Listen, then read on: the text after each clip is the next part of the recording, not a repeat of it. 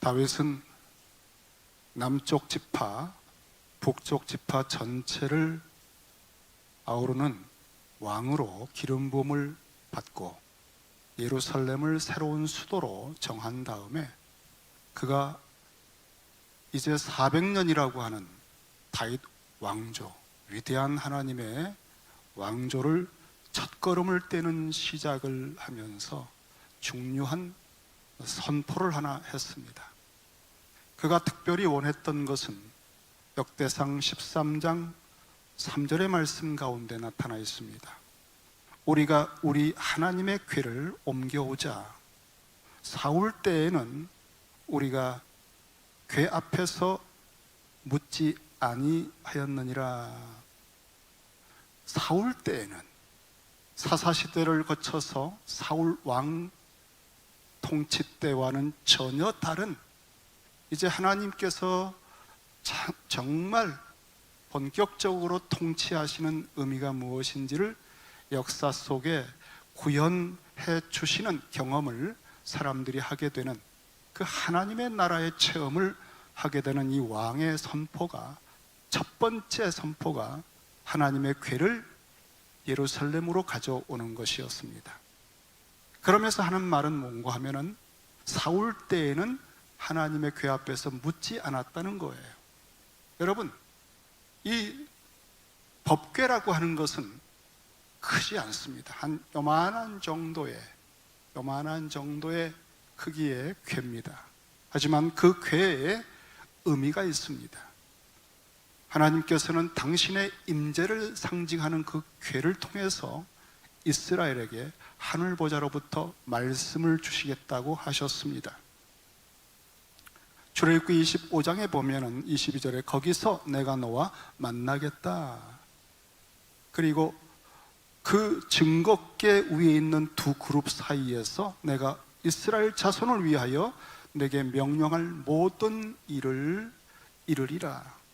하나님께서 예배드리는 백성들에게 지성소에 있는 법궤를 통하여 하늘 보좌에서 친히 말씀하시겠다는 겁니다. 그래서 왕들은 하나님의 음성을 듣고 하나님이 통치하기를 원하시는 그 뜻대로 통치할 수 있는 것이 이 궤로부터, 궤 앞에서 듣는 말씀을 통해 가능했습니다. 그런데 사울 시대에는 하나님의 궤가 방치된 채로 20년이 지나가도 거들떠보지도 않았습니다. 다시 말하면 사울 왕은 제 소견에 옳은 대로 통치했던 세속적인 왕들과 비슷했던 것입니다. 다윗은 이 새로운 왕조가 시작하면서 우리는 사울 때와는 다르다라고 선언을 한 것입니다. 성경은 사울 왕이 죽은 이후에 그의 전생에 대한 모든 것을 두 절로 요약을 했습니다. 그것이 역대상 10장 13절 14절의 말씀인데요, 역대상 10장 13절에 보면 사울이 죽은 것은 그의 전생애를 마치면서 그의 생애를 요약했습니다. 사울이 죽은 것은 여호와께 범죄하였기 때문이라.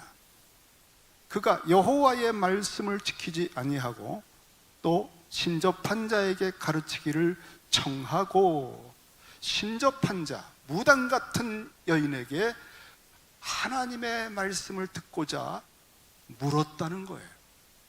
하나님께 묻지 않고. 이것이 치명적인 죄였습니다. 그랬으므로, 묻지 아니하였으므로, 또 역대상 그 다음 절에 10장 14절에 여호와께 묻지 아니하였으므로 여호와께서 그를 죽이시고 그 나라를 이새의 아들 다윗에게 넘겨주셨더라. 여러분, 하나님의 음성을 듣습니까? 여러분은 무엇을 통해서 나를 향하신 하나님의 음성을 듣는 영적 스킬을 갖고 계십니까? 살아계신 하나님께서, 입을 만드신 하나님께서 말씀하고 계신다는 것을 여러분 아시죠? 피로 값주고 사신 교회를 세우신 다음에 승천하시면서 교회의 직분자들을 주셨습니다. 목사와 교사들을 주셨고요. 그래서 부활하신 주님께서 주일마다 세워주신 목사들을 통해서 당신의 말씀을 전하십니다. 그리고 성령을 보내셔서 우리가 성경을 읽을 때에 진리의 영이신 성령께서 말씀을 열어주신다고 하였습니다. 우리가 하나님의 음성을 귀 기울이지 않는다면 지금 같은 시대에서는 뉴스가, 코로나19의 뉴스 같은 것이 여러분의 가슴을 퉁탕퉁탕 불안과 초조함으로, 그리고 경제적인 모든 어려운 사건들에 대한 소문들이 여러분들의 미래를 암담하게 만들 것입니다. 하나님께서 살아계시거든요. 그는 천지를 창조하셨고 만물을 주관하시거든요. 여러분이 하나님의 음성을 듣지 않으면 길이 없습니다. 우리 시대에 교회만이 유일한 거의 마지막 보루입니다. 교회가 하나님의 음성을 들려드리고 여러분이 성령 안에서 하나님 말씀을 듣는 영적 지각들을 터득해 놓지 않으면 이 종말은 정말 견뎌내기 힘든 때라고 하는 걸 아셔야 됩니다. 사사시대 사울 당시, 그 엘리 시대, 그때는 하나님 말씀이 희귀했다고 했었어요. 법궤를 내동댕치고 빼앗기고, 이런 시대에 다윗은 하나님의 나라를 선포한 것입니다. 그러므로 우리가 법궤를 가져오자. 이 법궤는 엘리 제사장 시대에 실로에 있었는데 아벡 전투를 끌고 나가서 이용해서, 법궤를 이용해서 이기려고 하다가 그만 전투에 지고 법궤를 빼앗겼습니다. 그리고 블레셋 지역 아스돗에 갔다가, 가드에 갔다가, 에그론에 갔다가, 이 지역들을 돌면서 법궤를 통해 하나님께서 그들을 초토화시켰어요. 그래서 그들은 두려워 떨면서 다시 돌려보내자 하고는 이스라엘의 벳세메스로 돌려보내서 벳세메스 사람들이 그것을 들여다보다가 또 징계를 받고, 그래서 그것을 다시 옮긴 것이 기럇 여아림이라고 하는 곳입니다. 거기에서 아비나답의 집에 방치한 채 20년이 지나갔던 것입니다. 이제 다윗은 하나님의 법궤를 가져와서 그 새로운 수도 예루살렘에 안치하고, 이제는 정치적으로 종교적으로 온 이스라엘의 중심과 구심점을 삼고자 지금 중요한 프로젝트를 시작을 했습니다. 그것을 구현하기 위해서 1절에 보면은 다윗은 3만 명의 사람들을 동원합니다.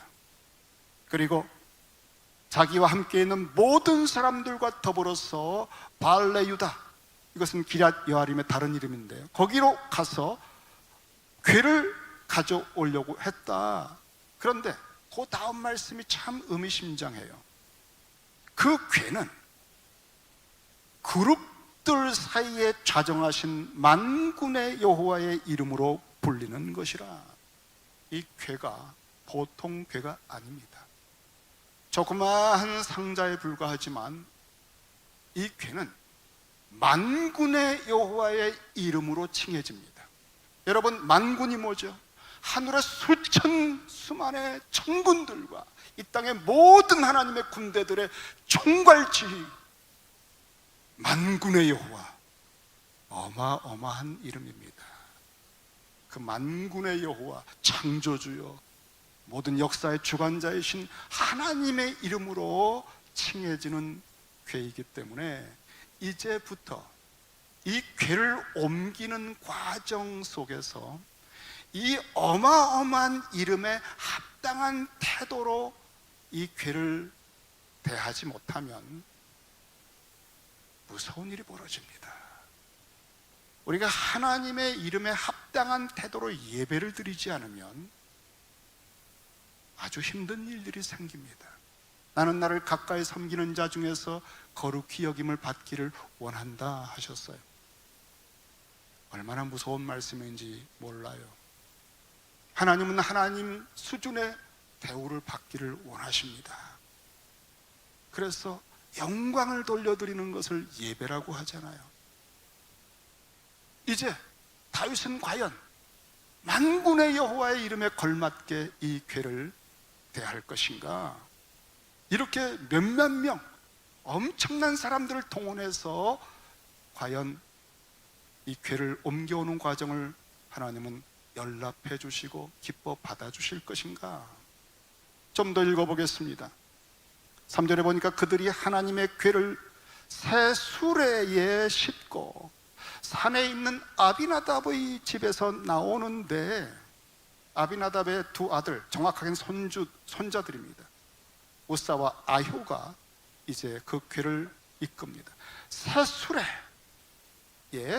소들이 끌어요. 조금 불안한 정도가 아닙니다. 벌써부터 삐걱거리기 시작합니다. 여러분, 나중에 읽어보시면 알겠지만 법궤는 수레에 올려놓고 끌고 가는 법이 없습니다. 이 하나님의 궤는 반드시 제사장들이, 레인들이, 제사장들이 포장을 하면, 그것도 세 겹으로 덮어서 포장을 해놓으면 레인들이 가서 그 궤를 직접 어깨에 매야만 합니다. 그리고 그것을 함부로 만지면 죽습니다. 이렇게 법궤에 대해서는 모세율법에 아주 분명하게 규례가 적혀져 있습니다. 그런데 이들이 새 수레에, 정성을 들인 거죠. 새 수레에 얹혀놓고 소들이 끌게 한 거예요. 문제가 일어날 것 같아요. 뭔가 좀 불안해요. 이들이 왜 이랬을까?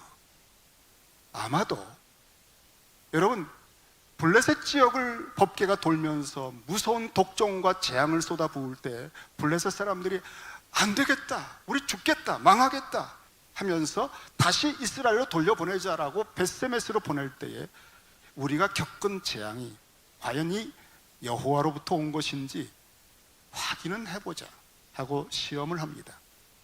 그들이 어떻게 했는가 하면은 벳세메스로 가는 길을 향해서 이 법궤를 실어 보낼 때 새 수레를 만들어서 거기에 법궤를 올려놓습니다. 그리고 두 마리의 암소가 끌게 했습니다. 근데 이 암소는 지금 젖을 먹이고 있는 암소들이에요. 그래서 이 젖먹이 송아지들을 집에 가두어 놓고 이 암소를 앞에 두고 만약에 이 암소들이 벳세메스로 곧장 가면은 이 모든 일들은 여호와께서 하신 일이다. 그리고 드디어 지켜봅니다. 여러분, 정말 젖을 떼지도 않은 암소들이, 한 번도 수레를 매보지 않은 암소들이 그 수레를 끌고 벳세메스로 가는 길이 어딘지도 모르는데 똑바로 갑니다. 그리고 그 새끼들을 생각하면서 울면서 갑니다. 하나님께서 블레셋 지역을 초토화시키고 당신의 땅으로 돌아오실 때에 이 소들을 완전히 다스리신 거예요. 그런데 여러분, 왜 새 수레와 소들을 허락했을까요? 블레셋 사람들은 하나님의 율법을 모르기 때문에 허용을 해주신 겁니다. 그렇다면 그것이 그렇게 온 것을 본 이스라엘 사람들은 아니지요. 지금 이 새 수레를 놓고 소가 끌게 하는 것은 하나님의 말씀을 따른 것이 아니라 이방인들이 하는 짓을 그대로 답습을 한 것입니다. 아주 심각한 일이 지금 벌어질 것 같아요. 우리는 하나님을 하나님으로 대하는 다른 길이 없다는 것을 알아야 돼요. 너희가 나를 사랑하면 나의 계명을 지키리라 그랬어요. 우리가 구원을 받았습니다, 나는 이제 죽어도 천국 갑니다 하면서 하나님의 뜻을 행하지 않고 주님의 말씀을 순종하지 않는 모든 고백들은 신랄하게 말하면 거짓말들입니다. 더 근원적으로 거듭나지 않았을 수도 있다고 말씀드렸죠. 우리는 하나님을 사랑하면 하나님 말씀을 지키게 된다는 것을 우리가 알고 있어요. 그래서 하나님을 참으로 경배하고 예배하는 사람들은 하나님의 뜻이 무엇인지, 하나님을 어떻게 경배하고 예배해야 되는지, 하나님은 어떤 예배를 연락하시는지를 말씀을 통해, 계시하신 말씀을 통해 계속적으로 살핍니다. 함부로 예배를 드리지 않아요. 그런데 지금 완전히 함부로 만군의 여호와의 이름으로 취하는 이 법궤를 다루고 있습니다. 여러분, 어떤 일이 벌어지는지 조금 더 살펴보시겠습니까?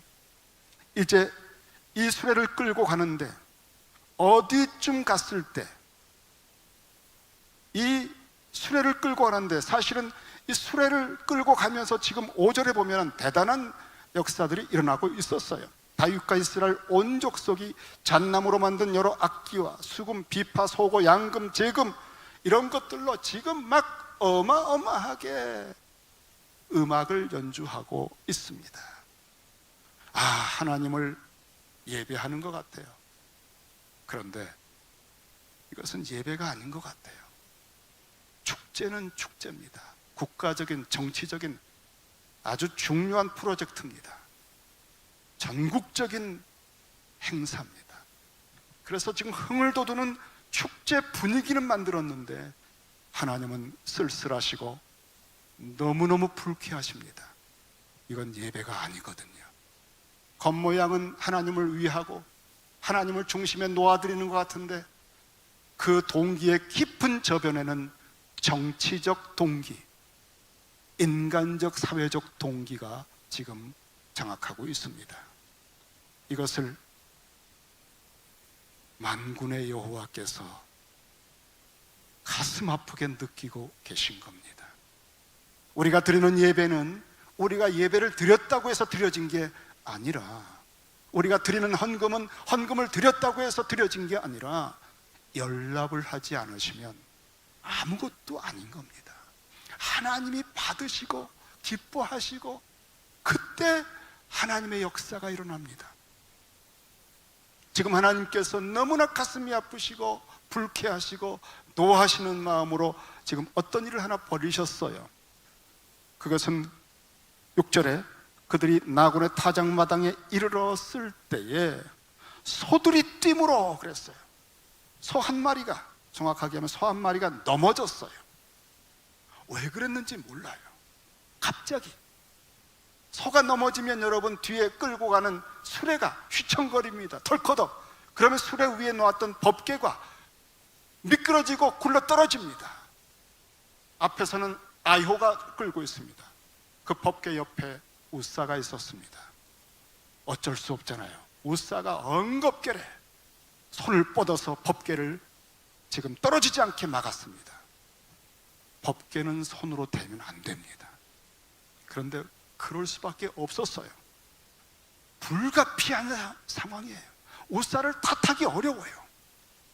그런데 손을 대는 순간 여호와께서 우사가 잘못함으로 말미암아 진노하사 그를 그곳에서 치시니 쳐서 죽이셨다는 말씀이에요. 그가 거기 하나님의 궤 곁에서 죽으니라. 그 죽었다고 하는 말씀을 8절에 또 한 번 이렇게 표현합니다. 여호와께서 우사를 치심으로, 이것은 파열시켰다는 거예요. 이 사건이 순식간에 일어났는데 우사가 즉사를 해버린 거예요. 다윗이 그걸 본 겁니다. 그때 다윗의 반응이 어땠는지 오늘 참 묘하게 표현을 했습니다. 오늘 제가 설교 제목을 다윗의 분노와 다윗의 두려움과 다윗의 기쁨이라고 했습니다. 첫 번째, 지금 다윗이 반응을 하고 있습니다. 우사가 하나님이 쳐서 거꾸러지는 것을 보는 순간에 다윗이 분하여 그랬어요. 아주 경노를 한 겁니다. 쉽게 말씀드리면 하나님께 화를 냈다는 거예요. 하나님 왜 그러세요?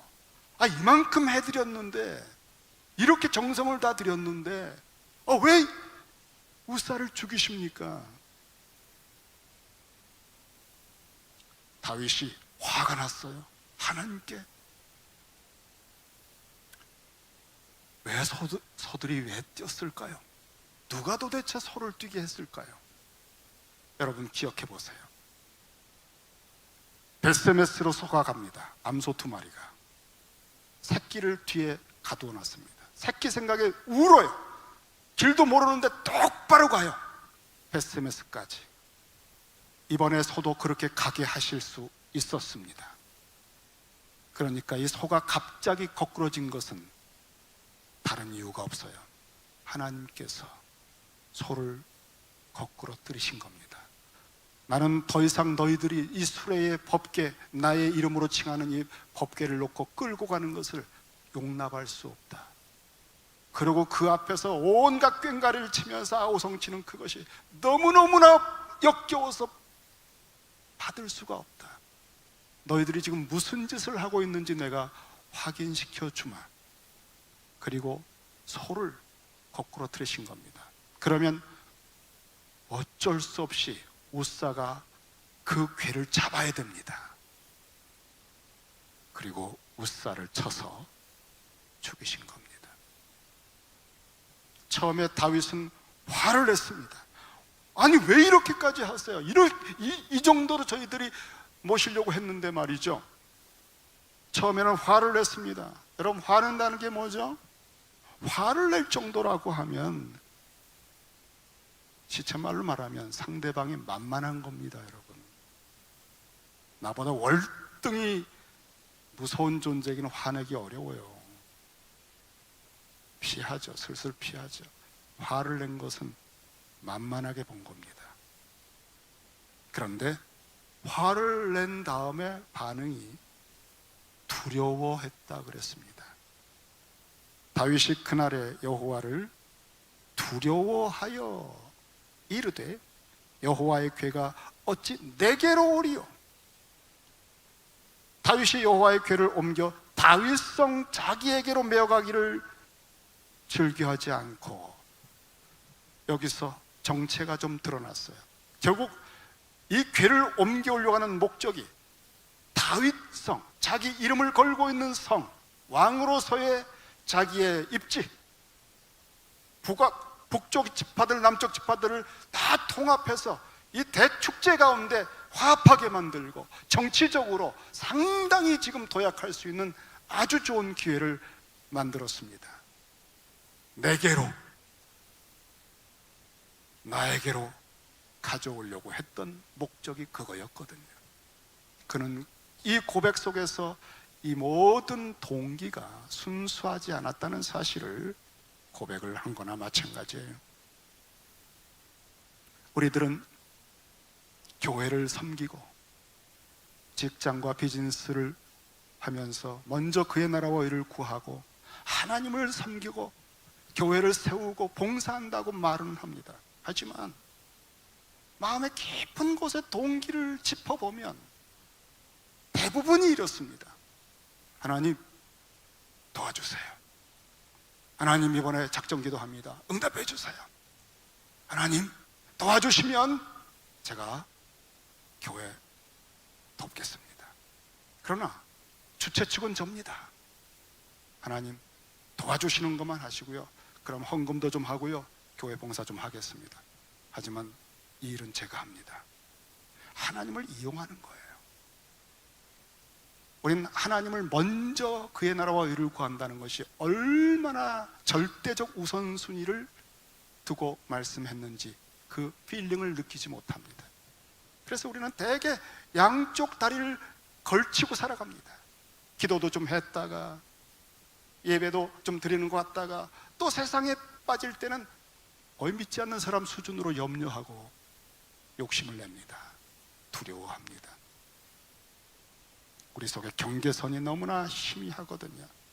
다윗 같은 사람이 이랬다면 그는 자기 마음을, 오늘 말씀에, 큐티 말씀에 보면 내 마음을 살펴보십시오, 내 생각을 시험해 보시라고 하는 고백을 하는 그런 정도의 사람이 다윗이었는데도 불구하고 이 새로운 통치의 시작에 앞서서 얼마나 마음이 들떠 있는지 이렇게 실수를 합니다.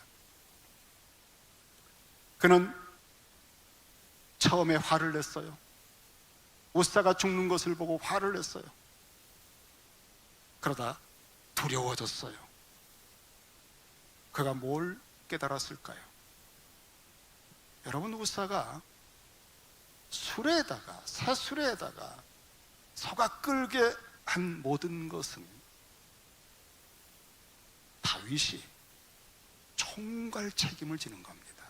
다윗이 그렇게 하지 마시오, 그거 안 된다, 하나님 말씀에 이렇게 해야 하나님 받으신다, 그건 큰일 난다 라고 한마디도 하지 않고 블레셋 지역에서 했던 관례를 그대로 받아들여서 분위기상 축제가 괜찮네, 정치적으로 거의 무리가 없네, 그렇게 하면서 받아들인 거예요.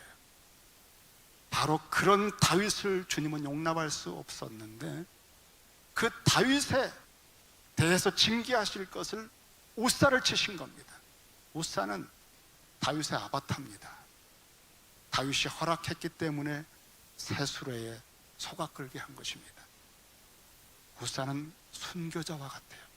다윗이 아니라 하면 아닐 터인데 그대로 방치했기 때문에, 허용했기 때문에 그 길을 간 거예요. 그리고 그 떨어지는 법궤를 어쩔 수 없이 만진 겁니다. 사실은 다윗이 깨달았어요. 처음에 화를 냈다가, 와우, 우사가 아니라 사실은 책임은 내게 있는데 내가 죽을 수 있었구나, 이거를 안 겁니다. 내가 죽을 수도 있었구나, 이때에 하나님이 나를 치셔도 할 말이 없었구나, 그때 갑자기 두려움이 물밀듯이 들어왔습니다. 떨립니다. 우사가 죽는 게 아니었거든요. 다윗이 죽는 거였습니다. 하나님은 너무너무나 가슴이 아프시고 불쾌하시고 진노하셔서 다윗을 치셔야 되는데 우사를 치신 겁니다. 그리고 우사를 보고 깨달을 수 있는 기회를 주신 거예요. 다윗은 화를 냈다가 다음에 두려움을 느끼면서 제정신이 돌아왔습니다. 하나님에 대한 경외감, 하나님은 만군의 여호와이시기 때문에 내가 정치적으로 이렇게 살짝 이용하는 거, 하나님을 이렇게 좀 아부해서 좀 올려드리고 나의 이익을 얻고자 하는 거, 하나님의 이름으로 내가 좀 혜택을 받아서 좀 위상이 높아지는 거, 이런 인간적인 꼼수에 어떤 것에도 이용당하지 않으시는 분이에요. 하나님은 통제할 수 없는 분이에요. 하나님은 나를 죽이실 수도 있고 살리실 수도 있는 분이에요. 하나님은 내 손에 잡히지 않는 분이에요. 그것을 거룩하시다고 해요. 종잡을 수 없고 예측할 수 없고, 지금은 괜찮았는데 다음 순간 나를 넘어뜨리실 수 있고, 베스메스 손은 잘 갈 수 있었고 이 손은 거꾸러질 수 있고, 하나님이 거룩하시고 그 거룩에 내가 죽을 수도 있었다는 사실이 드디어 두려움과 공포와 경외감으로 돌아오면서 피조물의 본래의 제정신이 돌아온 겁니다. 피조물이 하나님을 느낀 거예요. 불꽃 화를 내고 만만하게 보았던, 아마 북쪽 지파 남쪽 지파 전체가 와서 왕이 되어달라고 기름 부었고 수도를 정하고 이제는 대단한 어떤 왕적 권세를 느끼면서 약간 착각을 했겠죠. 그리고 축제 분위기 속에서 스스로 속았겠죠. 이제 제정신이 돌아왔어요. 내가 한순간에 죽을 수 있구나.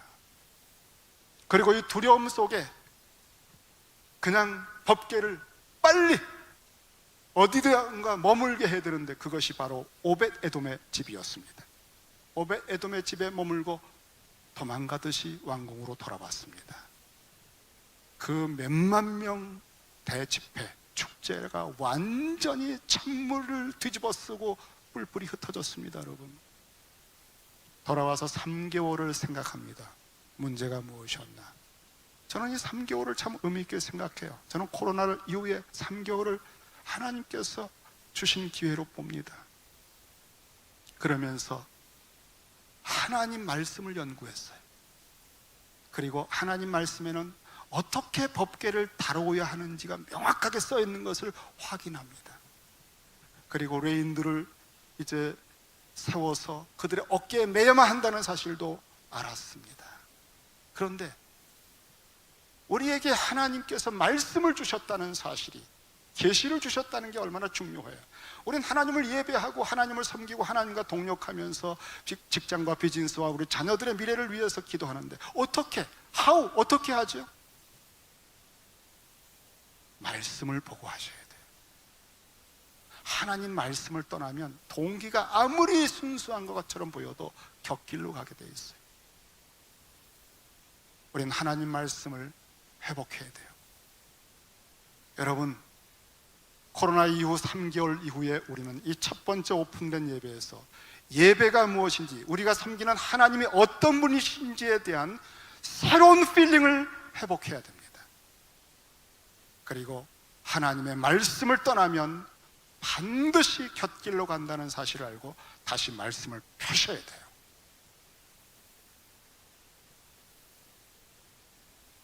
그런데 이렇게 아는 건 있지만 하나님의 의중의 깊은 뜻을 모르겠어요. 3개월 동안 오벳 에돔의 집에 있는 법궤, 그 하나님은 어떤 의중일까? 내게 다시 기회가 올 수 있을까? 내가 이런 실수를 했었구나, 내 잘못이었구나. 그런데 이제 미래는 어떻게 되지? 앞으로는 어떻게 되는 거지? 아무것도 알 수가 없어요. 하나님께서 당신의 뜻을 열어주지 않으시면, 문을 열어주지 않으면 아무도 미래가 없습니다, 여러분. 그가 닫아놓으시면 아무리 궁리하고 생각해도 아이디어가 떠오르지 않습니다. 이 3개월이 참 중요합니다, 여러분. 우리 자세를 본래 제정신으로 돌아와서 아주 겸비해져야 됩니다. 그리고 나서 이 하나님께서 어떤 의중인지, 이제 내가 실수한 것도 명백히 알았고 내가 죽어야 마땅했던 것도 알았는데 이제 어떻게 하나? 이 나라는 어떻게 되나? 사실 다윗처럼 하나님하고 친밀한 관계를 가져왔던 사람이 없어요, 이스라엘은. 그런데 하나님과 가장 심각한 스트러글을 하는 기간이 3개월이에요. 하나님 의중을 알 수가 없어요. 두려워요. 어떤 생각을 하시는지, 앞으로 이 나라는 어떤 미래가 되는지를 알 수가 없는 거예요. 짚을 수가 없는 거예요. 오직 회복은 하나님으로부터만 옵니다. 다윗의 귀에 놀라운 메시지가 들려왔습니다. 다윗 왕이시여, 저희들이 법궤를 옮겨놨던 오벳 에돔 집이 있지 않습니까? 그래, 그 집이 그 법궤 때문에 엄청난 복을 받았다고 합니다. 이것이 2번에 반복해서 나옵니다. 처음에는 나레이터가 그 여호와의 궤가 가드 사람 오벳 에돔의 집에 석 달을 있었는데 여호와께서 오벳 에돔과 그의 온 집에 복을 주시니라. 20년 동안 기럇 여아림에 있을 때도 이런 일은 없었어요. 그리고 3개월 전에는 우사가 쳐서 죽임을 당했어요. 참혹합니다. 그런데 요 3개월 기간에 오벳 에돔의 집에 전무후무한 복이 임한 거예요. 그리고 이 소식이 딱 들려오는 순간에 와우, 하나님의 음성이 들려온 겁니다. 다윗아, 이제 제정신 들었나? 내가 무엇을 잘못했는지 알겠느냐? 나는 너를 택했고 예루살렘을 택했다. 그리고 이 나라를 통해 열국의 빛이 되게 할 것이다. 그리고 너의 후손 중에 예수 그리스도가 올 것이다. 나는 너를 버리지 않는다. 너 대신 우사가 죽었다. 그리고 깨달았구나. 나를 어떻게 섬겨야 되는지, 내가 누구인지 이제 좀 알겠느냐? 이제 그 마음으로 나를 예배하면, 그 마음으로 나를 섬기면 내가 오벳 에돔에 베푼 이런 복이 이 나라의 모든 구석구석에 넘치게 될 것이다. 나는 이런 하나님이다. 이 메시지를 들은 거예요. 그때 나온 반응이 기쁨입니다. 기쁨. 그는 처음에 분노했습니다. 화를 냈어요, 하나님께. 그 다음에는 하나님을 두려워했어요. 두려움 가운데 3개월 동안 그는 많은 변화가 있었습니다. 그리고 이제 하나님이 다시 재기의 기회를 주시는 음성을 듣고, 사인을 듣고 기쁨이 벅차오르는데, 이 기쁨은 보통 기쁨이 아니에요. 이제 온 나라 전체가 하나님의 어마어마한 복을 받는 나라로 세워질 겁니다. 저는 베들레헴이 그렇게 될 것 같아요. 시카고의 기업 회복을 위해서 여러분, 베들레헴은 한번 들어 쓰실 거예요. 그럴 때 여러분 모두도 주님이 놀라운 은혜와 복을 주실 거예요. 그래서 정말 열국 땅끝 오직까지 선교를 열심히 감당할 수 있게 될 것입니다. 이게 저희 교회에 주신 약속입니다. 하나님은 당신의 약속을 지키시기도 하고 능력도 있으신 분이에요. 저는 그래서 정말 소망이, 늘 기쁨이 있어요. 이 교회만 생각하면 늘 기쁨이 막 벅차요. 목사님, 얼굴에 그게 나타나질 않습니다. 아닙니다. 제 마음속에. 드디어 다윗은 달려갔습니다. 그리고는 이번에는 철저하게 궤를 매게, 그래서 준비를 완벽하게 한 다음에 그 궤를 어깨에 레인들이 메고 나왔습니다. 그런데도 혹시나 하는 마음에 이제 드디어 13절에 보면 여호와의 궤를 맨 사람들이 6걸음을 가매, 6걸음을 조심조심 갔어요. 그런데 아무 일이 없어요. 예루살렘을 향한 법궤의 대장정을 연락해 주신 거예요. 그때의 다윗은 감격합니다. 그리고는 멈추어서 더 이상 갈 수가 없어요. 멈춘 채로 제사를 드립니다. 자, 오늘 시간이 좀 많이 가서 제가 더 드리고 싶은 말씀이 많이 있지만 마무리를 하겠습니다. 오늘 본문의 말씀, 오늘 설교의 가장 깊은 대목은 13절에 나옵니다. 여호와의 궤를 맨 사람들이 6걸음을 가매. 그 다음 말씀이죠. 다윗이 소와 살찐 송아지로 제사를 드리고. 구약에 나오는 모든 제사용 제물들은 딱 한 분을 바라보게 하는 것입니다. 그 한 분의 사건을 끌어다가 구약의 수천억의 제물들이 그 효력을 그 시대 버전으로 사람들에게 맛보게 해줍니다. 그 한 분, once for all, 한 번의 모든 죄사함과 하나님을 향한 모든 화목의 회복의 역사를 일으키는 십자가에 못 박혀 죽으신 한 제물 예수 그리스도를 구약에 맛보게 하는 모든 것이 제사요 제물이에요. 다윗은 하나님께서 허락해 주시는 이 위대한 400년을 출발하는 하나님의 나라의 대장정의 첫 걸음은 실패했지만 다시 걷게 하시는 6걸음으로부터 그가 하나님이 용납해 주신 용서를 느낀 거예요. 다시 기회를 주셨구나.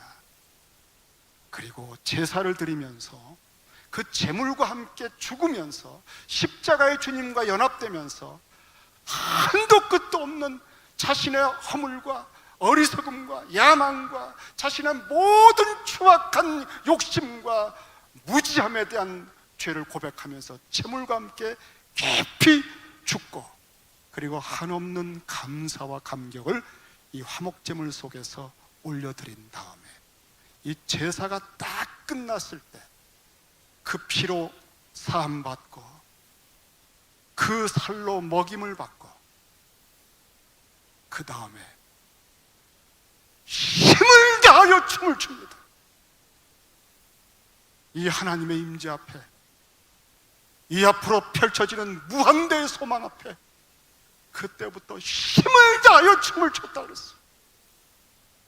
그는 배 에봇을 입었습니다. 왕인 척 권세를 부리고 프로젝트를 주장하던 사람이 이제는 나는 제사장에 불교합니다. 왕은 당신이십니다. 만왕의 왕이신 당신의 길을 준비하며 나는 춤을 추겠습니다. 이제 궁전으로 들어가시기 바랍니다. 이때 그가 쓴 시편이 문들아 머리 들어라 열릴지어다 영원한 문들아. 영광의 왕이 들어가신다. 전쟁에 능하신 왕이 들어가신다. 우리가 노력하고 수고하고 애쓰고 집을 세우고 빚을 쌓는 것이 아니라 만군의 여호와가 주장하시도록 해드리는 예배자들이 되지 않고는 이런 복이 다 상상의 꿈에 불과한 것입니다. 너희는 먼저 그의 통치를 구하라. 그가 만왕의 왕이신 그분을 영접하고 그를 즐거워하라. 또 여호와를 기뻐하라. 저가 내 마음의 소원을 이루어 주시리로다. 여러분, 이것이 코로나19 이후에 다시 한번 예배를 열어주시면서 베들레헴 교회 주시는 소망입니다. 기도하십시다.